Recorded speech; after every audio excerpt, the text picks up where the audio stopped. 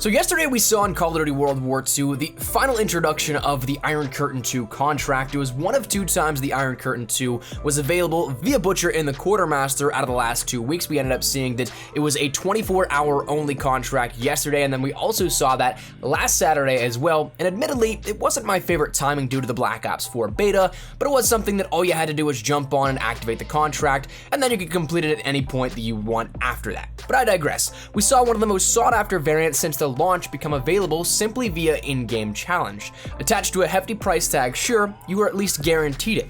No RNG stuff that would require you to grind hundreds of supply drops or spend real-life money on the game to end up getting it, so for that, I wouldn't mind paying again that pricey armory credit tag, and being that it was one of my personal favorites in the game, I did so without hesitation.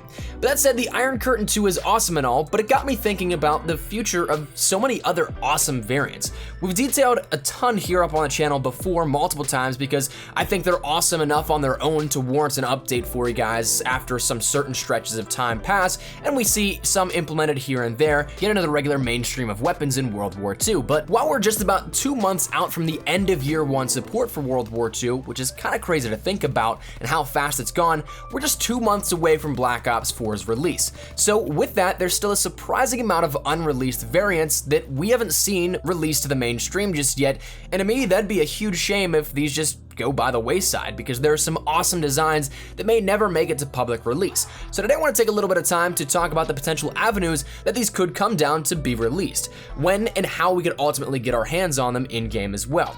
So with that said, let's just jump right into it. So unfortunately, as it stands right now, I don't believe this exploit still actually exists, but back around, say, December and January, right around that time frame, there was an exploit where you could join up on a friend. They would have to go into a private match, then change the esports modes, toggle those off, then turn them back on. And in that time, you would end up doing some things in the back end of World War II with the variant list that you'd end up going to a collection and then back out once esports modes were enabled, and it would show you every single variant in the game at that point for every weapon. Now that said, of course, there have been some added in since then. We've seen some also canceled, which we talked about 2 weeks ago here up on the channel, some things that were completely just taken out because of another variant that may have taken its place. But regardless, there were some awesome weapon variants that still have not been released, like the Kampflanzeug 2 FG42, the Waffenschmiede 2 WAF 28, the Valor 2 M1, the Little Biscuit 2 M1A1, the Schlang 2 machine pistol, the Army Banjo 2 shovel, the Eagle's Nest 2 bazooka, and as of recently one we've seen is the Cruiser 2 sawed-off, which that actually leads me into the sort of ways we've seen these implemented and some more we'll be seeing in the future, because the Cruiser 2 is coming off the community challenge for Days of Summer. So that said, jumping into how we've seen these implemented already, we end up seeing that firstly, whenever the launch of the game first happened, all we had was available to us was to be able to get these out of supply drops and collections. Then we ended up seeing a weekly weapon order system that lasted about a month. We had 3 to 4 weapon variants out of the weekly orders from Major Howard. Then after that, we had a full-on daily weapon order system in place where incrementally for about 2 to 3 months, we'd have an update every 2 weeks or so that would add more variants into the game for a specific few weapons, which was awesome, but we haven't seen those update because now they're on rotation. We've gotten all those weapon variants added into the game that we'll see for those weapons. Then after that, we saw a few within the community challenges. The Rosie 2 was the first one. Then we had things like the Independent 2 and the American 2 with Liberty Strike. Then the Cruiser 2 coming up with Days of Summer, and then we also saw, as the past 2 weekends, the ability to directly buy a contract for a variant like we saw with the weapon contracts, very similar to that. And it was a new and direct way that circumnavigates the necessity to test your luck or to see if the COD gods are on your side on that specific moment of opening that drop. So this is where we start to talk about the future, because as it stands right now, once again, there's still a handful of weapon variants that have yet to be released and not a lot of time to release them in unless they end up going into a second year of content, which we'll talk about that in just a second. But to me personally, I think that there are 3 valid points of interest where these could come down into the mainstream and be released to the general public. Those being contracts, then community challenges, and potentially future rewards. Of course, maybe more so in that sort of 1, 2, 3 order, and most likely to least likely, but that said, let's talk about these a little bit more. So the contracts are something that really stem out of the Iron Curtain 2 contract. While it was the first of its kind, it is something that does offer up a unique potential potential to offer players some things that have previously been unreleased for a hefty price tag. Again, if there are some variants that have yet to be released and are cool enough, I'd totally pay 5,000 to 7,000 armory credits because I don't really ever buy things out of collections. I usually end up getting a variant of something if it's a new weapon and don't really care too much then if there is, say, another option that I can get it out of a collection. Take Liberty Strike for example. I ended up getting off the bat a very lucky supply drop opening of things that I had saved up over time on those supply drops, and I ended up getting at least one variant of each of the new weapons. So personally, while I did complete them just because I had enough bribes saved up, I didn't need to. So in that sense, I didn't have to spend the armory credits on everything, and I could have had a surplus to spend on a variant that I may have really wanted of an unreleased one. So in that sense, these could be a new potential way that Sledgehammer ends up releasing these variants to the general public, and with so many still yet to be released in a very short period of time, it'd be cool to maybe see every week or so we have a 24-hour contract. You could take advantage of this moving up into the launch of Black Ops 4, and then maybe even shortly thereafter to continue these going on a little further. Now, if you do the quick math, of course, what we listed off earlier in the video, that's 8 unreleased variants and about 8 weeks left until Black Ops 4 launches. So while I'm not expecting every one of these to get released at some point, it'd be cool to see at least a few of them have 1, maybe 2 weekends of a 24-hour exclusivity period to get a certain contract. That'd be quite cool to end up doing, and something that is of course a new way to approach it, but then we also still have up on deck at least one more event within Call of Duty World War II. My assumption is this is going to be in conjunction with DLC 4, launching presumably at the end of the month or early September for PlayStation 4, and then carrying over into whenever Xbox One and PC also gets their DLC also.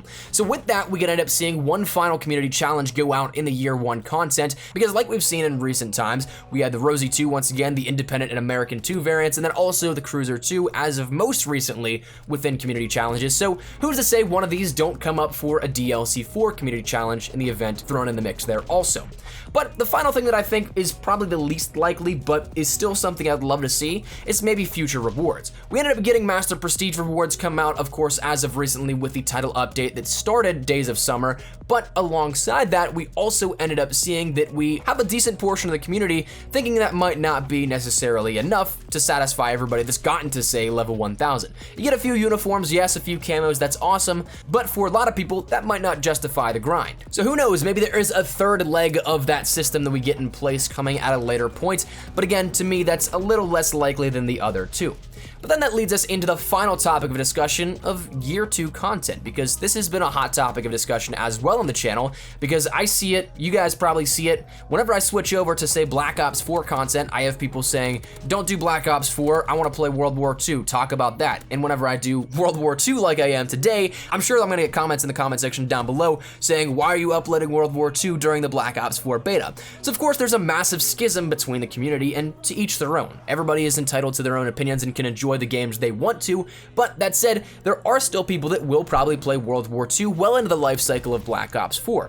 So who's to say they shouldn't get new content when it's something that is already in the game? It just needs to be the proverbial flick of a switch to make it go public. So maybe these variants are something that are saved for Year 2 of content, maybe say like new community challenges and new events, and some things also that may happen like that. We talked about the idea that Winter Siege, Days of Summer, Shamrock and Awe, those could come back for a Year 2 of content well into 2019, and we may end up seeing those collections in World War II unlock again, and potentially even more items come out in addition to those for a second pass-through. So maybe these variants are released in that time frame, but who knows? And maybe the worst case scenario is that a lot of these actually don't ever see the light of day, that like we mentioned earlier in the video, it would be a shame to see these just go by the wayside and nobody ever really knows about them unless you saw them either here up on the channel or if you saw them during the exploit back whenever it was live, things like that. So maybe that's even the case, but hopefully not.